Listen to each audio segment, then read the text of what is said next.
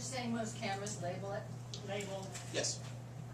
Every camera that has a microphone input has to label the audio in some way to identify it as a file. So the way that it does that is very often it'll, as I understand it, and again, I'm audio guy, not video guy, so most of the ones I've seen have something like the date and a timestamp. While I can use the timestamp to an extent, it's just a little more difficult to figure out where it's coming from, and I still have no information as far as what take you prefer. So if you can give me that information, I know I'm going to give you exactly what it is you want, because God knows I've been on what's called the dub stage, those big stages with the huge mixing boards and all those, huge movies are made that way. If I'm there with the director and the director says, "That's not the take I wanted," it happens minimum 50 times a show, minimum, in a major movie. I have the ability to go, okay, no problem. Look back at the sound notes. That's the take the director wanted, and bring it back. So that way I know I give you exactly what it is you're looking for. So you could label after the fact maybe if you don't have time. Yeah, but very often it's very, very difficult to identify because you're working off that same premise. You don't know, based on a file name, what the scene and take is.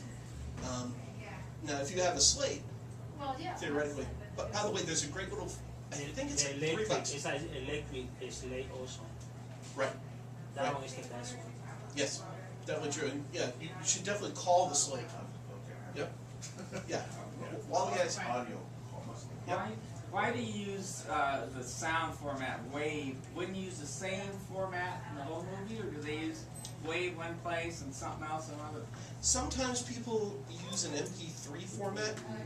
Never do that if you can avoid it, because MP3 does, in trade for making a small file, it degrades the quality of the audio. You can use MP2 if you're really necessary. Yeah. MP2 is possible. Because the radios still use MP2. Right. WAV is the most common. But if you use the same format all the way through, you wouldn't have to do that, would you? Right. The .wav is something the computer will normally add automatically. So yeah, you don't have to worry too much about it. Yes, sir. What do you think of AAF? AAFs? Yeah. AAFs are fine. They're fine. If you bring something to television, they want something called BWF, which is a broadcast wave format. Waves are very easily converted to broadcast wave. So if you have a desire to bring it to television at one point or another, it's just one more thing you can do to make life a little bit simpler. They can always be converted. Any of these formats can be converted from point A to point B. So the world doesn't come to a crashing end if you don't do that. Yeah. Just a personal question. If you like taking a reality show, how's the best way to handle the sound? Depends on the type of the reality show. Very often, they're based off of interview and a technique called run and gun, which means you're following all these people, however many they are, usually all over the place, and there's multiple cameras. That's where production audio is very, very, very important, because especially in a reality situation, you're never going to get that person to say something again exactly as they said it before. The biggest thing is to preserve their performance.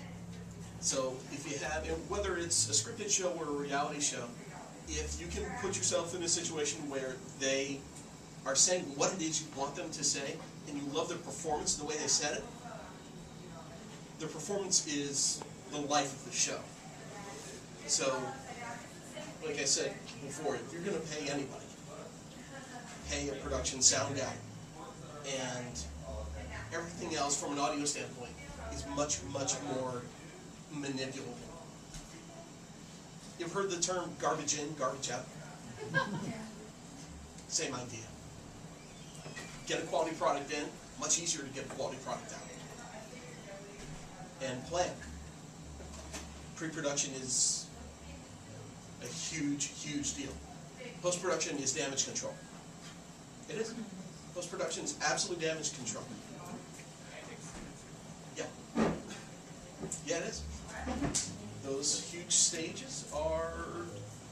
ridiculous amounts of money, but they're that way for a reason.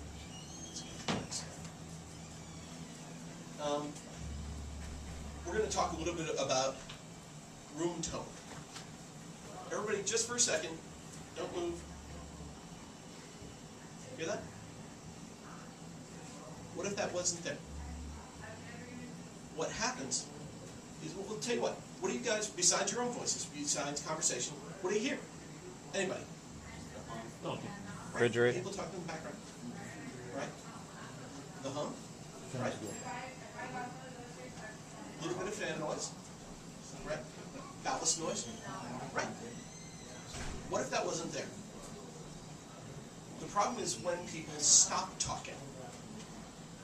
So, giving me room tone allows me the luxury of filling in gaps. Now, I have a little audio example of that. We don't have a way of piping it through this speaker. I can play it for you a little bit later. But not having room tone is a very, very big problem. So the way to combat that is, and this is one of the simplest ways I've seen to do it, is just say between the word and action, everybody on the set knows one thing: shut up. No one talks, people don't answer their phones, they hardly breathe, because you don't want to get the director mad at you. If the director gets mad at you, you're going to be a PA for the rest of your natural life. You're going to be doing craft services. So, giving me room tone allows me to fill in gaps between conversations. It also, if ADR is necessary, and it almost always is, it allows me to fill in that room tone, because what if we didn't have this? Would the ADR sound natural? No matter what I did to the voice, no matter how closely I matched it to what happened in production, would the ADR sound like they were there, like they were on the set? No way, right? So, doing that little 5-second thing, or giving me just a room tone take, which is also very common. At a set, just say 30 seconds of quiet. No one talked, no one moved, nothing. It's just the sound of the air, for lack of a better term. If you're outdoors, you're going to get a lot more information. Is it possible to replace it? To an extent. But room tone's really, really important, and it's a great way to make sure that no matter what happens to the speech, it's recoverable from that standpoint, because then I can fill in the blanks. So if I hear somebody talking, and I don't want to hear them talking, I cut them out, put in the room tone, and it feels natural. Bill, Yeah. how do you announce that on a set?